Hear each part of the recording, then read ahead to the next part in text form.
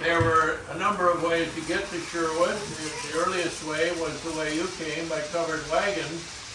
If you came here by covered wagon, you probably came from Oregon City first. You went to Oregon City, and then you came through Tualatin, and the road you were on is called Tooze Road today, T-O-O-Z-E, and you can see there's a covered wagon sitting on it right there, way at the end of the display. That road will keep turning toward the sunset, and it will come through Sherwood at 3rd Avenue, then it'll keep on going down through Stella Olson Park, and it'll right over to Rex Hill. That road is very old. The Indians invented it thousands of years ago. We called it the Lafayette, Oregon City Wagon Road. And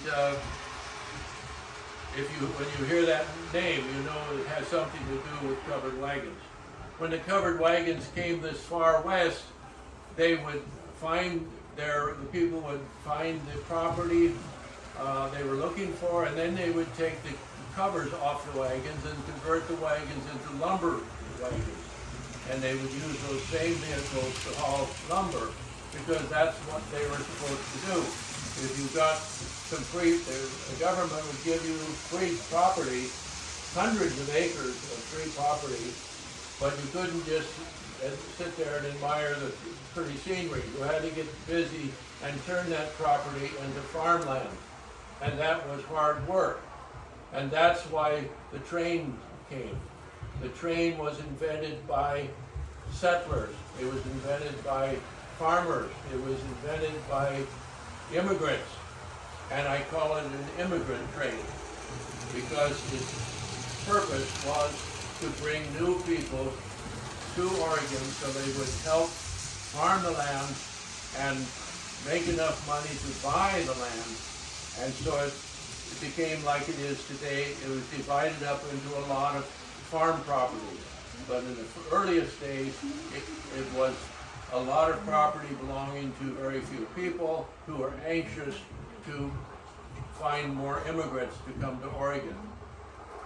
And we were helped with this. It was a very big project. The farmers couldn't do it themselves. So they found some people from Scotland. Anybody here know anything about Scotland? Every time, sometimes a kid will raise, usually some red-haired kid will raise their hand. Yes, you. And, oh, Scotland, yeah, they talk funny. They're from the other side of the world. They wear tam-o'-shanters and kilts. Okay? Got a question? Yeah. I was just going to point out that I know what Scotland Forever is in Scotland. Okay, you know more than I do. Scotland Forever, what does that mean? Alabama. Okay. He even talks Scottish. Very good. And now I've lost my place. Okay. But the most important thing about Scotland from us was that they knew all about steam trains. The Scots invented steam engines. And when they heard we were having trouble building this steam engine, they came out here and they brought a bunch of money and they hired a lot of Chinese workers. The Chinese knew a lot about building railroad tracks. They had helped build the famous first line across the United States called the Transatlantic Railroad, Transcontinental Railroad. Famous, you'll read about that in the books. But that's what they were, they knew all about building trains. And so they finally got this train all the way to Portland. It was very difficult getting it from Rex Hill to Portland. It had every problem you could imagine. They even had to blow a blast a hole through a big mountain called Elk Peak, Elk Rock they call it. So they put a tunnel through a big mountain peak to get to Portland. Okay, more questions. Okay. That's the old button that doesn't work anymore. We've had a lot of trouble keeping this train working, so Mr. Gilmore over there has been pretty good at finding ways to keep it running. Okay, so, used to make it run. Now I got it in my pocket. I also have a really nifty bunch of sounds. Every train had its own way of blowing the whistle, and people would call that music. They're listening to music, stack music, music that came from the stack. My dad used to buy records. That was all that was on the records, was stack music. He would love to sit and listen to that for hours because he loved the sound of the train that was rolling across the country. I don't always hear the bell, so You're good. you didn't hear it, did you? No. Okay. They told me to keep the door open. Yeah. I'll hear it over here. Bill will be ringing it, yeah. Okay, thank you. Mr. Smock came out on wagon train. You heard about that. Mrs. Reynolds mentioned that he came out at age 4 on the wagon train, and he lived long enough to see the railroad built. He lived long enough to see cars invented. He lived long enough to see airplanes almost starting to fly. And he lived long enough to ride in a Model T Ford. That was quite an interesting lifetime. On a covered wagon, you never even heard of those things yet. Never imagined that people would have cars and trains. So it was a very interesting time. Once the farmers got started, then they started building the town.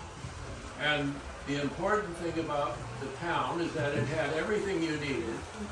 This town had just about everything you needed. It had clothes, had food, it had churches, it had saloons, and it had people, barber shops, anything you want to name. And it also, what was perfect about it is that the town was ruled out so perfectly.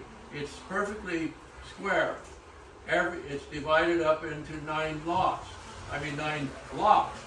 that are perfectly square. Each one's the same size as the others. And the blocks were divided up into lots. 8 lots on each block. These lots were very important because as more and more people came to town, the property lots, the town lots would become worth more and more. Nobody could predict which lot would be worth the most. It was there were so many towns like this being built across America that, and they were all selling town lots. You'd see some guy in Chicago or New York, an armload of town lots, and he'll sell you one for $20. And that was just enough for an average person to afford. So you buy a town lot. You had no idea where the town was or what it might be worth someday, but you hope this would be the one that might be the center of a beautiful town somewhere growing up in America. So it was a very exciting thing to do. It was like selling stocks and bonds today. So the town lot was a very important feature, and those were carefully laid out and surveyed. This is, did you figure this out where this is?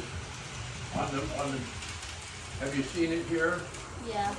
Okay, this is about where Rainbow Market would be today. Okay, this is where we're at right now. This is the house we're in right now. Did I already say that twice? Okay. I never plan out what I'm saying. These buildings are still there. No, this is where your wagons are parked. This is a water tower. It's one of our favorite stories to tell.